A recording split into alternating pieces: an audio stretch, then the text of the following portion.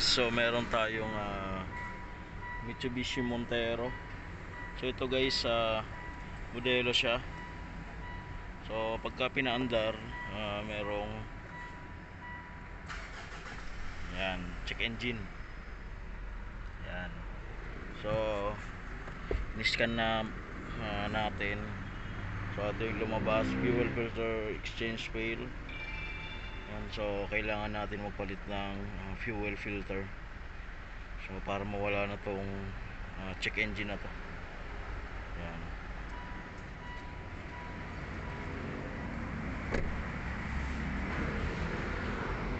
So ito yan guys, yung fuel filter nya. So tatanggalin natin to. Ipapakita ko sa inyo kung paano palit ito. So meron na akong mga nakaraang video nito. So mag-upload pa rin ako dahil naka-encounter tayo ng nagkaroon ng check engine tapos filter yung lumabas. Yan.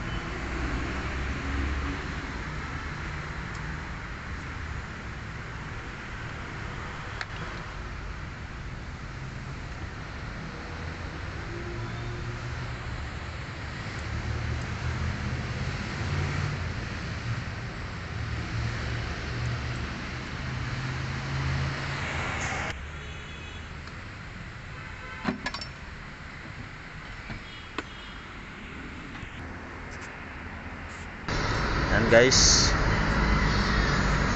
So tatanggalin na natin.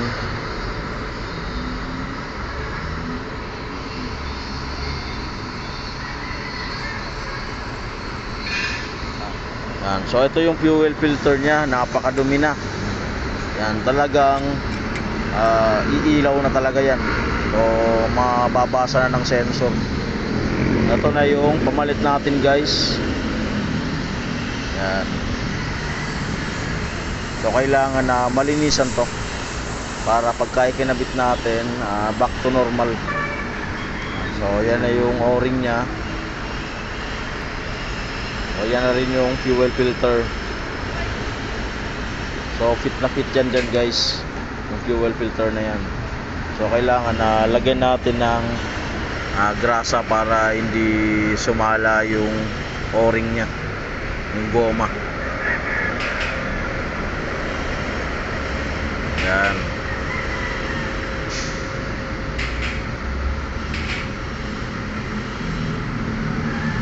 So ito guys, merong marking yan dyan.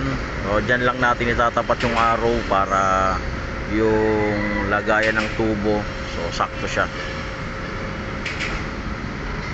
Yan.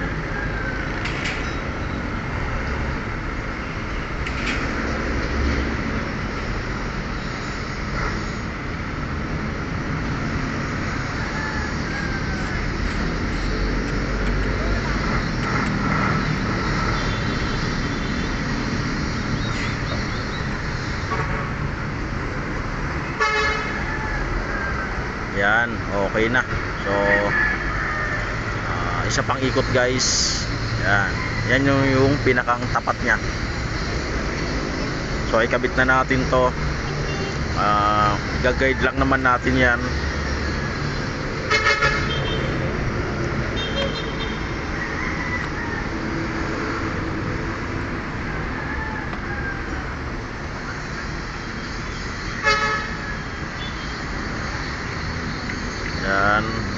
So yung lock dyan guys na bracket dyan, wag niyong kalimutan yan.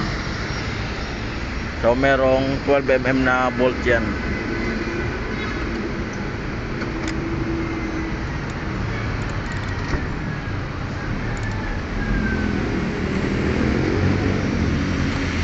Tapos ikabit na natin yung dalawang socket.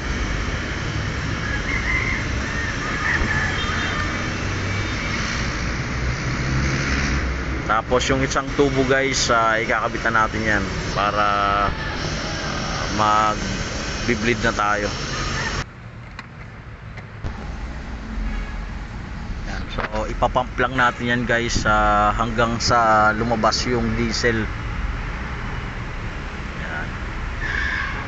So pagka meron ng lumabas, so ibig sabihin yan puno na yung loob ng fuel filter housing nya. So pagka ganon, pwede nating ipanta rin yan.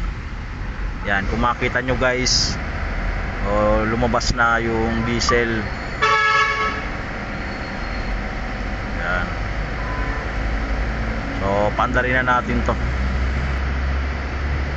So dito na tayo guys. I-scan muna natin. So kailangan guys i-erase muna natin yung code habang naka-on. Yan, okay na. So yan, pandarin na natin. Yan, so kung makita nyo nawala na yung check engine, tapos mas gumanda pa yung andar ng makina. Yan, so ganun lang naman guys. Like and subscribe to my channel, NNB Mechanics Vlog. So salamat.